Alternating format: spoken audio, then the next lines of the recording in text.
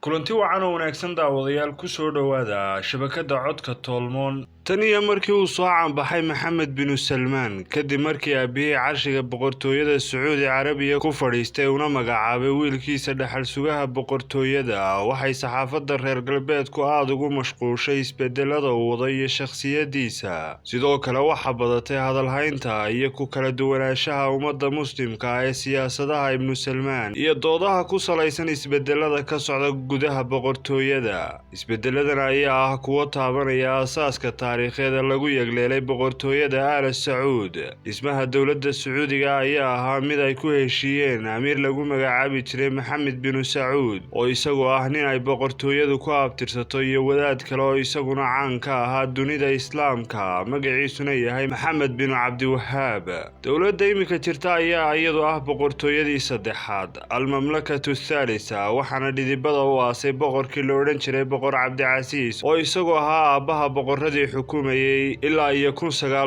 1932 dawladda Cabdicasiis Aal Sacuud u dhisay intii u dhaxaysay qarnigii 19aad ilaa 20aad ma ay ahayn ka duwan kuwii ka horeeyay marka la eego jilicsanaanta sharciyada ay ku taagan tahay oo iyadoo ah boob iyo jujuub sharciyadahan taariikhda qoyska xukuma marka la barbar dhigo qoysaska xukuma dawladaha jaarka la ah ee khaliijka sida xeebta Cumaan oo imika loo yaqaan Imaaraadka Qatar iyo Kuwait kuwaas oo ah wadamo yaryar marka bad ahaan la barbar dhigo Sacuudiga dawladda Sacuudigu waa mid ku salaysan nidaam beeleed baadiya ah waxaanu jiritaankeedu ku yimid dagaalo badan oo dhiig ku daatay kuwaas oo dhex maray bulshada iyo beelaha kala duwan ee ku nool dhulka jasiiradda Carabta loo yaqaan waxa uu ahaa mid isugu jira fikriyo siyaasad dhulbalaadhsi ah dagaaladaas ayaa gaadhay heerkoodii ugu xumaa kadib markii uu cagta mariyay boqor Cabdicasiis xulafadiisii ikhwaanu man ataaca Allah oo iyagu shaki geliyay markaas sharciyadiisii boqortooyo kuna tuhmay inuu ka leexday dariiqadii Maxamed bin Cabdi Wahaab iyo Amiir Maxamed bin Sacuud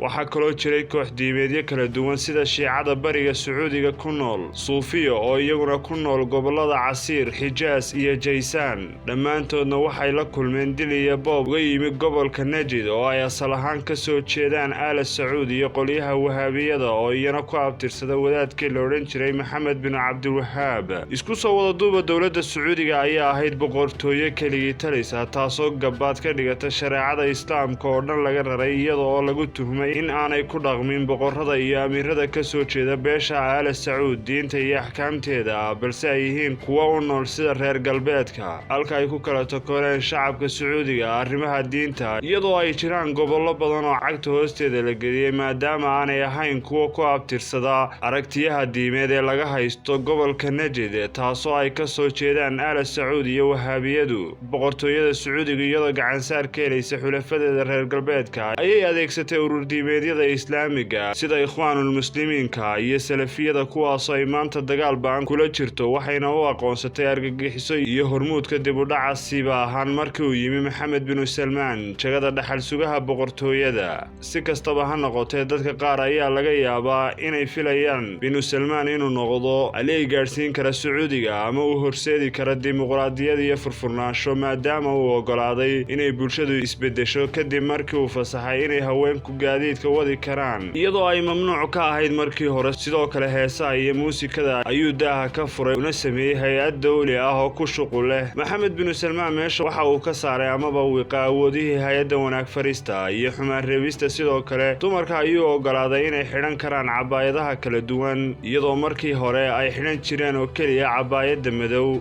balse geesta kale isbedeladaas oo dhan waxa shaki iyo dhaawac weyn u geystay kadib markii uu xabsiga u taxaabay cid kasta oo ka aragtid iyo fikir duwan boqolaal aqoon-yahan siyaasiyiin culimo iyo haween isugu jira ayaa ku sugan jeelasha boqortooyada Sacuudiga adduunweynahana waxa cabsi geliyay kana yaabiyay inuu Maxamed bin Salmaan hargalay ku qashay wariyihii caanka ah ee Jamaal Khashoggi gudaha safaaradda uu ku leeyahay magaalada Istanbul ee wadanka Turkiga taasoo beenisay inay haba yaraatee waxba ka jirin isbedelada uu wado laguna tilmaami karo kuwa dhalanteeda haddaba daawada adiga sidee ayay kula muuqdaan isbedelada uu wado Maxamed bin Salmaan